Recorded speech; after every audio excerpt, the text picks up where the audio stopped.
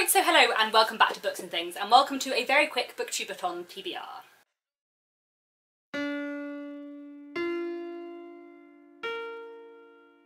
I'm really sorry if you can hear planes, but it's so hot in London today, I refuse to film without the windows open. It is boiling here.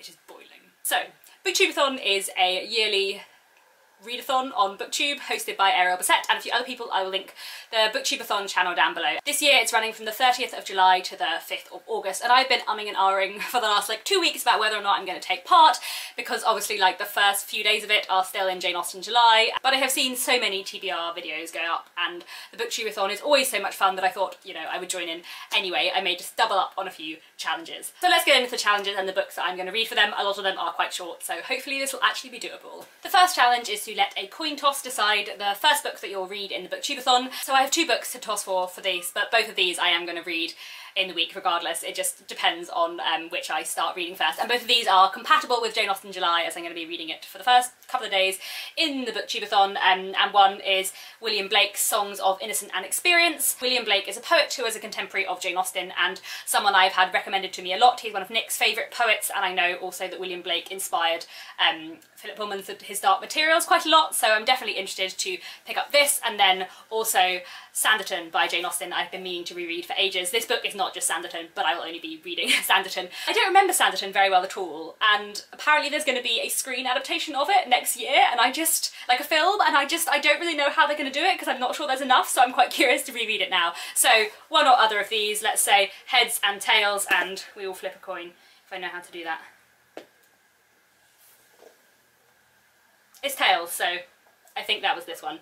I'll check when I edit. We'll start with this one. Second challenge is to read a book about something you want to do, stretching it a little bit, but I've seen other people do this. I would like to go to Japan, therefore I will read a Japanese book. And for this I'm going to pick up Convenience Store Woman by Sayaka Murata. I've heard a lot of really great things about this, specifically from Claire from Clary's Books. I'll link her channel down below. And also recently my friend Ellie, whose Booktube channel I will also link down below, read this. In fact, I gave this to her for her birthday, and this is the copy that I gave to her. In fact, we did a very convenient thing where both of us gave each other birthday presents of Japanese literature, proceeded to read those books and then swap them so that we could both read both of them. So there we go. I've heard great things about this. Apparently it's about a woman who works in a shop, has done for a long time, and is perfectly satisfied with that. People around her don't understand why she's happy, having worked in the same shop for 20 years or so. So looking forward to this one. And it's very short and the spacing is big, so good for the Booktubeathon. Third challenge is to read a book and watch a screen adaptation, and for this I'm going to double up Sanditon and watch some of the Sanditon YouTube series that was made by the same people who made the Lizzie Bennet Diaries, because I also remember watching that and not remembering what connection it had to the book which I'd read, or the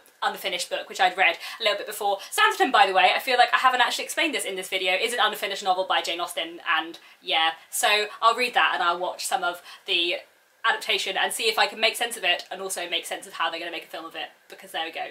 Anyway. Fourth challenge is to read a book with green on the cover, and for this I have Franklin and Luna Go to the Moon by Jen Campbell. This is Jen Campbell's new picture book. I can't remember when it's published. I will put that down below, but this came for me in the post today as of when I'm filming this, and looks very, very exciting, and will also take me all of about 15 minutes, so also good for the Booktubeathon. Jen Campbell has a Booktube channel. You probably know this by now. I'll link it down below. I really enjoy Jen's work as a whole, and I've really enjoyed her children's pitch books. And there is a dragon who loves books, so what's not to love? The fifth challenge is to read a book while wearing a hat the whole time. If I have to wear a hat, I will do it for the shortest book on my TBR, and I will wear a hat while reading Franklin and Luna Go to the Moon, because this is only going to take me 15 minutes. This is the only hat I own. It is my sun hat. I like it because it looks slightly like a bonnet. The sixth challenge is to read a book with a beautiful spine. I'm going to double up again because I struggle to fit to these challenges with stuff that's on my TBR, and say Songs of Innocence and Experience has a very beautiful spine, as do all the Penguin cloth-bound classics, so yes. And then finally the seventh challenge is to read 7 books. I have only mentioned 4 so far, so I have 3 books left to finish up that challenge. One I'm going to read is Casanova's Chinese Restaurant by Anthony Powell. This is the 5th book in A Dance with the Muse of Time, which I'm currently hosting a read-along for, and this is July's book, so I'm slightly behind, but I'll be listening to this on audiobook. It's only 6 hours, so it's not going to take me very long, and I'll definitely get through it during the Booktubeathon. Then I have 2 other books. One is a Penguin Little Black classic. This is The Old Man in the Moon by Chen Fu. I don't know very much about this, but I remember picking it up because it had a fun title. It's also nice that there are 2 books on my TBR to do with the moon, but there we go.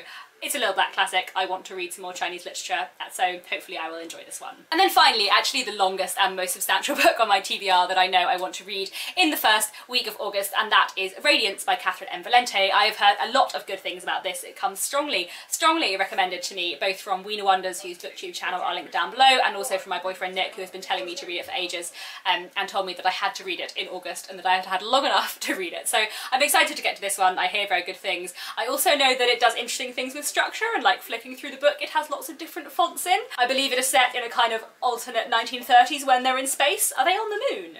Maybe they're on the moon. I don't think they are on the moon. It would be really fun if they're on the moon. No, they're on Venus. It's not the moon. That would have been a nice theme, but there we go.